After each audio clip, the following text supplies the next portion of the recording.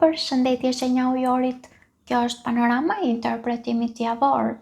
I java për ju nis me kartën Kryqi. Dhe Kryqi kërkon që ju të keni durim, të mbani përgjegjësi, ose të përballeni me diçka që nuk mund të anashkalohet. Kryqi shpesh flet për mësime të rëndësishme, situata që kanë peshë emocionale, ose ngjarje që ju shtyjnë të rriteni shpirtërisht.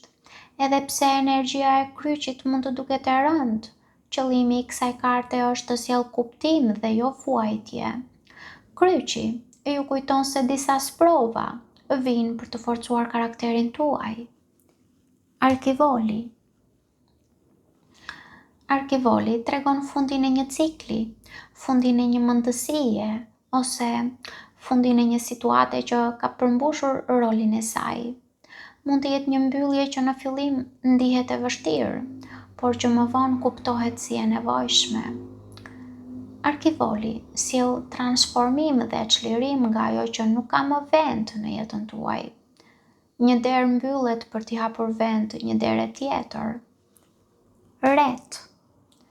Ret tregojnë paqartësi, dyshime ose pyetje që ende nuk kanë marrë përgjigje. Duket se pas një mbylljeje ose ndryshimi, mund të ndiheni sikur po ecni në mjegull dhe nuk e shihni ende të gjithë panoramën. Kjo kartë ju këshillon të mos nxirrni përfundime të nxituara, sepse jo gjithçka që duket e paqartë është problem. Ndonjëherë është thjesht informacion që ende nuk është zbuluar. Buqeta sjell një frymarrje të lehtë pas kartave më të rënda. Buqeta flet për një dhuratë, një gest të bukur, një kompliment ose një moment që mund t'ju rikthejë buzëqeshjen sërish. Mund të jetë një surprizë e këndshme ose një zhvillim që ju kujton se jo çdo gjë është aq e vështirë sa duket. Kjo kartë sjell hijeshi, mirësi dhe shumë energji pozitive. Zambaku është karta e qetësisë, pjekurisë dhe harmonisë. Zambaku ju thot të mos reagoni menjëherë ndaj çdo situate, por të zgjidhni rrugën e mençurisë dhe ekuilibrit. Gjatë kësaj jave mund të fitoni më shumë duke vëzhguar sesa duke u përfshirë në çdo debat ose konflikt. Zambaku sjell qetësi pas stuhisë. Por për disa nga ju, Zambaku mund të sjellë në vëmendje tema seksuale dhe intimiteti që kërkojnë të shprehen më hapur. Pra mund të zgjojë dëshira që kanë qëndruar në heshtje, duke sjellë më shumë magnetizëm ose tension romantik. Dhe duket se jo çdo mendim i kësaj jave do të jetë aq i pafajshëm sa duket për disa nga ju. Gjarpri tregon kompleksitet, transformim dhe nevojën për të parë më thellë. Mund të ketë situata që nuk janë aq të thjeshta sa duken, ose mund të ketë njerëz që nuk e zbulojnë menjëherë qëllimin e tyre. Në një nivel më të thellë, unë do të thoja se kjo kartë flet për një proces ndryshimi të brendshëm që po ndodh në heshtje. Gjithashtu do të shtoja se mençuria dhe durimi do të jenë më të vlefshme se reagimet impulsive. Kosa e mbyll të gjithë panoramën me një vendim të shpejtë ose me një prerje të nevojshme.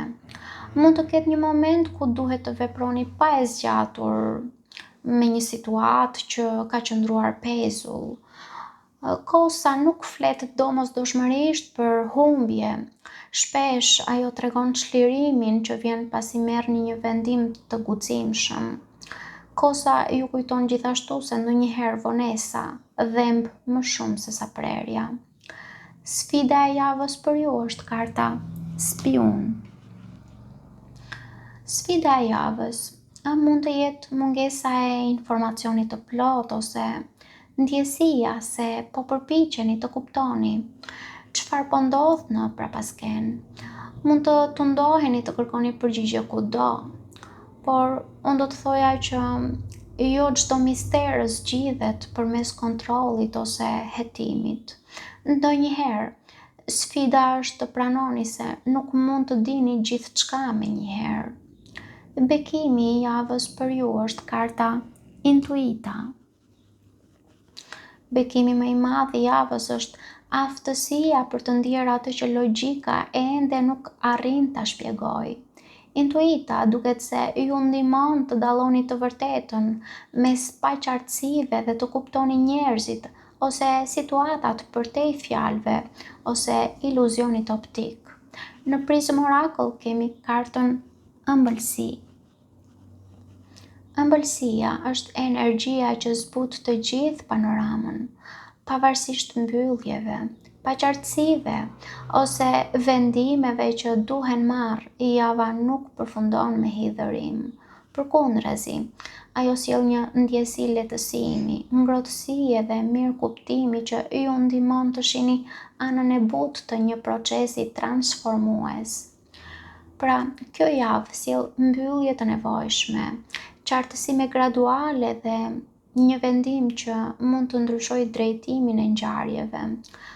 Duke i besuar intuitës suaj, do të arrini të dalloni më qartë atë që duhet të mbetet dhe atë që duhet të largohet nga jeta juaj. Nëse unë do t'i vendosja një titull kësaj panorame për ju, do të ishte: ajo që po përfundon nuk po ju merr diçka, por po ju kthen te vetja juaj.